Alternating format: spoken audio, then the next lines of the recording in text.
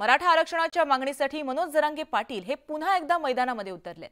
मराठा आंदोलनाचा चेहरा असलेले नेते मनोज जरांगे पाटील यांनी पुन्हा एकदा आक्रमक पवित्रा घेतलाय।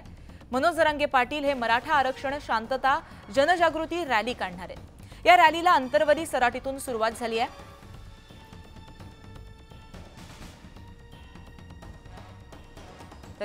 तर हिंगोलीमध्ये मनोज जरांगे पाटील हे सभा घेणार आहेत आणि त्यानंतर या रॅलीला सुरुवात होणार आहे। मराठा आरक्षणासाठी जरांगे पाटलांचा हा एल्गार आहे। मराठा आरक्षणाबाबत जागोजागी जनजागृती करण्याचा हा संपूर्ण रॅली मागचा उद्देश असल्याचं कळतंय। आजपासून पहिल्या टप्प्यातील रॅलीला सुरुवात होणार आहे। मनोज जरांगे पाटील यांचं औक्षण केलं जात आहे आणि रॅलीला ते आता सुरुवात करतील।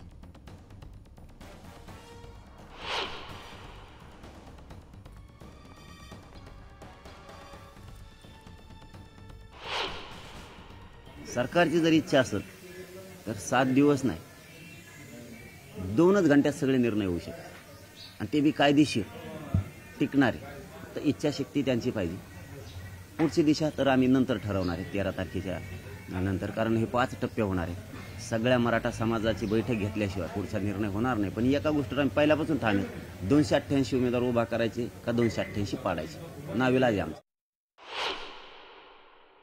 सगळ्या सोयऱ्यांच्या बाबत, हैदराबादच्या गॅजेटच्या बाबत की त्यांचं म्हणणं होतं आम्ही फडणवीस साहेबांना, शिंदे साहेबांना सांगतोय आजच उद्याच परवाच असं चर्चा करतोय लगेच। आम्हाला काही हरकत नाही, कारण हे अंतरवाली इथं कुणी येऊ शकतं।